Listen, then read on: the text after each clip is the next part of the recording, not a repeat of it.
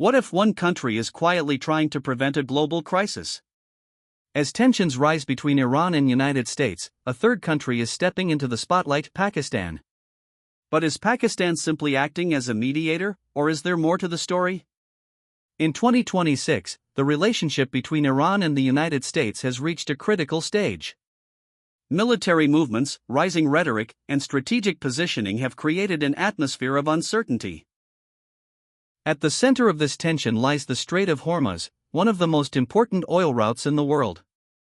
Any disruption here doesn't just affect the region, it impacts the entire global economy. Amid this tension, Pakistan has offered to mediate. Diplomatic channels have been activated, and discussions about potential talks have emerged. Pakistan is positioning itself as a bridge, a country that can communicate with both sides. Unlike many others, Pakistan maintains working relationships with both Iran and the United States. Pakistan's role is not accidental. It shares a border with Iran. It has a long history of cooperation with the United States. It understands the regional dynamics better than many global players. This combination makes Pakistan uniquely positioned to mediate. Mediation is not just about bringing two sides together, it's about balance. Pakistan must maintain neutrality while building trust. It must avoid appearing biased toward either Iran or the United States. This requires careful messaging, quiet diplomacy, and strategic patience. However, the path to peace is far from easy. Trust between Iran and the United States is extremely low. Any military incident could derail talks. External pressures from other global powers complicate the situation. Pakistan's role is important, but also very fragile. At this moment, Pakistan appears to be acting as a mediator, working behind the scenes to reduce tensions. But whether it succeeds depends on forces far beyond its control. The question remains: can diplomacy win before it's too late? What if the real story isn't what we see on the surface?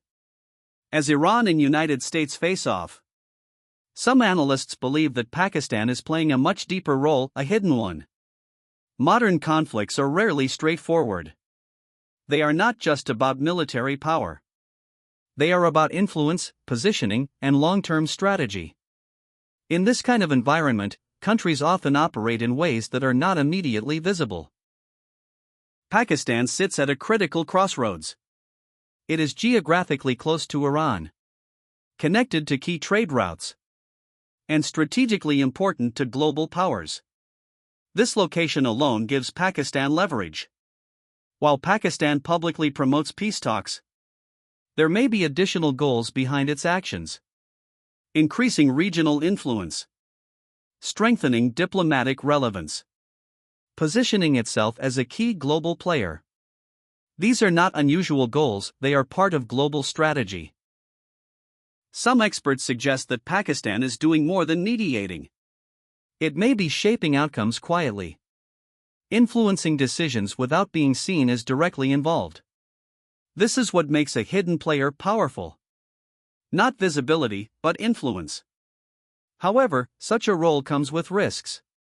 If either Iran or the United States perceives bias, Pakistan could lose credibility. And in diplomacy, trust is everything. So is Pakistan a hidden player? There is no clear proof. But the possibility cannot be ignored. In global politics, the most important moves are often the ones we don't see. Mediator or hidden player? That is the question surrounding Pakistan and the ongoing tension between Iran and United States. Two narratives are emerging, and both seem equally convincing. The first narrative is simple: Pakistan is trying to bring peace. The second is more complex. Pakistan is quietly advancing its own strategic interests. Understanding the truth requires looking at both sides. Pakistan has openly expressed willingness to host talks. It has encouraged dialogue and de-escalation. These actions clearly support the idea of mediation.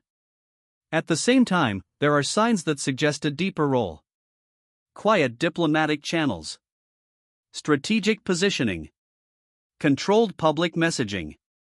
These elements often indicate calculated strategy. In reality, these two roles are not mutually exclusive. A country can be both a mediator and a strategic player at the same time. This is common in modern geopolitics. The future will determine how Pakistan is remembered in this crisis. If peace is achieved, it will be seen as a successful mediator. If tensions escalate, questions about its deeper role will grow stronger. The truth lies somewhere in between. Pakistan is neither purely a mediator nor purely a hidden player. It operates in a gray zone where diplomacy and strategy overlap. And in today's world, that may be the most powerful position of all.